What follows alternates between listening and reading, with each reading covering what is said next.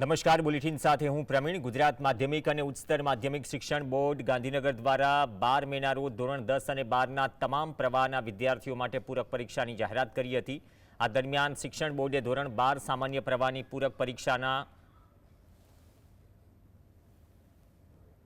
Online form અને fee ભરવાની મુદ્દતમાં 2 દિવસમાં વધારો કરાયો છે, એટલે કે 16 મે સુધી ફોર્મ ભરી શકાશે.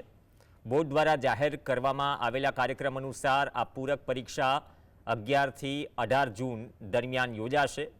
ચોક્કસ આ વર્ષે જ યોજાશે, જેમાં ધોરણ 10 ઉપરાંત ધોરણ 12 વિજ્ઞાન પ્રવાહ, સામાન્ય પ્રવાહ, ઉચ્ચતર બુનિયાદી પ્રવાહ, વ્યવસાયલક્ષી પ્રવાહ અને સંસ્કૃત પ્રથમ તથા મધ્યમાંના વિદ્યાર્થીઓનો સમાવેશ થાય છે. પૂરક પરીક્ષાઓ વિગતવાર કાર્યક્રમ તેનો અને અન્ય જરૂરી સૂચનાઓ બોર્ડની સત્તાવાર વેબસાઇટ પર ઉપલબ્ધ કરાવવામાં આવી છે.